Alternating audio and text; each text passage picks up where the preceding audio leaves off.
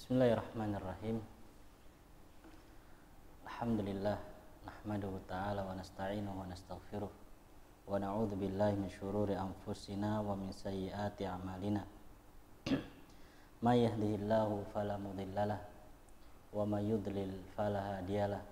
Asyhadu an la ilaha illallah wahdahu la syarikalah wa asyhadu anna Muhammadan abduhu wa rasuluh sallallahu alaihi wa ala alihi wa sahbihi wa man tabi'ahum bi ihsanin ila yaumiddin. Amma ba'd. Alhamdulillah, segala puji hanya miliknya Allah Subhanahu wa taala, yang mana dengan nikmat dari Allah Subhanahu wa taala kita bisa dipertemukan oleh Allah Subhanahu wa taala pada kesempatan kali ini lagi. Dan di sini ada pertanyaan dari sebagian ikhwah yang mereka menanyakan tentang masalah kondisi ekonomi yang semakin tinggi, barang-barang semakin mahal, dalam keadaan rezeki atau pemasukan semakin sempit. Nah, maka di sini kita katakan wabihi nasta'in, dan kita hanya meminta pertolongan kepada Allah Subhanahu wa taala tentang masalah rezeki ini. Memang atau masalah ekonomi, terlebih lagi bagi orang yang sudah berkeluarga, itu masalah yang sangat genting sekali, yang mana terkadang bisa menjadikan suatu konflik atau menjadikan suatu permasalahan di dalam rumah tangga. Maka yang butuh kita ketahui pertama,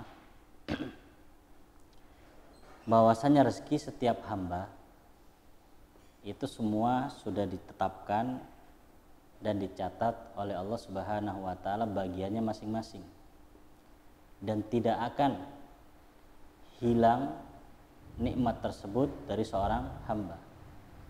Bahkan disebutkan di dalam suatu hadis, Nabi alaihi salatu wasallam mengatakan bahwasannya tidaklah seorang hamba itu meninggal sampai rezekinya sempurna.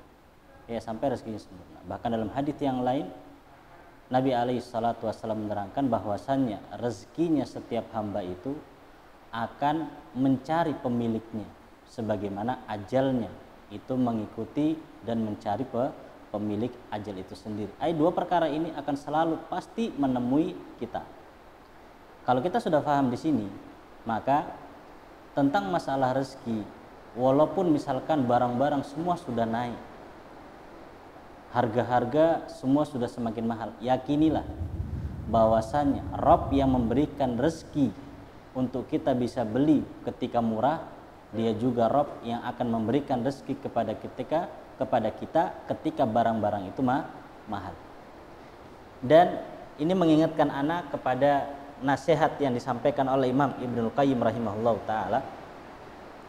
Ya, mudah-mudahan nasihat ini bisa bermanfaat bagi anak pribadi, demikian pula bagi semuanya. Yaitu Imam Ibnul Qayyim rahimahullah ta'ala mengatakan, tidaklah Allah Subhanahu wa ta'ala menutup satu pintu rezeki dari seorang hamba. Ingat ya, tidaklah Allah menutup satu pintu rezeki dari seorang hamba, melainkan pasti Allah Subhanahu wa ta'ala akan membukakan pintu-pintu yang lain. Ya, membukakan pintu yang lain. Dan ini poin yang harus kita ingat di dalam menghadapi permasalahan ekonomi. Tatkala suatu pintu ditutup oleh Allah Subhanahu wa ta'ala, maka Allah Subhanahu wa ta'ala akan membukakan beberapa pintu-pintu yang lain, yang mana terkadang secara logika nggak masuk. Tapi Imam Ibnul Qayyim rahimahullah ta'ala menyebutkan contoh yang tidak bisa terbantahkan. Tidak bisa terbantahkan bahwasanya tatkala Allah tutup satu pintu, Allah akan bukakan pintu-pintu yang lain. Beliau contohkan dengan janin yang ada di dalam rahim. Janin yang ada di dalam rahim, sumber rezekinya ketika dia di dalam rahim itu cuma satu. Lewat mana? Lewat tali pusarnya. Itu cuma satu itu toh. Gak ada jalan lain untuk memberikan rezeki kepada janin yang ada dalam perut, melainkan hanya dari tali pusar. Coba kita ingat, ketika bayi itu terlahir, kata Imam Ibnu Qayyim, ketika bayi itu terlahir ke dunia, maka jalur utamanya dipotong. Dipotong atau nggak dipotong? Dipotong. Nggak ada bayi itu kemudian biarkan kasihan nanti nggak ada makan, nanti ini cuma tempat makan, nggak ada, dipotong memang. Tapi lihat, tatkala pintu itu ditutup, ya jalur tersebut ditutup, Allah berikan jalur yang lain bagi ya janin tersebut atau bayi tersebut yang terlahir. Bahkan bukan satu, 2 jalur, 2 pintu rezeki. Apa itu? Asinya. Yang awalnya kan 1 jalur itu, ya cuman 1 sumber ketika dalam rahim. Tapi tatkala dia keluar di dunia dan pintunya tadi tertutup, Allah bukakan 2 pintu yang lain. Yaitu apa? 2 ya susunya atau asinya kedua orang tuanya. Ya asi orang tuanya, ibunya. Ini menunjukkan bahwasanya Allah bukakan pintu rezeki yang lain. Kemudian dilanjutkan oleh Ibnu Qayyim, tatkala anak itu disapi, sudah 2 tahun disapi, kan dia sudah tidak apa? Nyusu lagi, tidak minum ASI lagi. Atau dilanjutkan ASINya? Enggak toh? Kan sudah toh pasti ditutup, itu berhenti, ada waktunya berhenti, ditutup itu rezeki. Lah, tapi toh lihat, apakah setelah itu rezekinya hilang? Enggak ada sumber lagi rezeki untuk dia? Enggak. Bahkan Ibnu Qayyim rahimahullah ta'ala mengatakan, tatkala jalur itu ditutup, maka Allah bukakan 4 pintu rezeki yang lain bagi dia. Apa itu? Kata Ibnu Qayyim, yang awalnya dia cuma minum ASI, kemudian setelah dia lepas dari ASI, dia bisa makan nasi. Ya, kemudian juga bisa minum susu yang lain. Bahkan juga bisa apa? Makan daging-dagingan dan bisa makan buah-buahan. 4 pintu yang lain rezeki yang Allah bukakan untuk dia.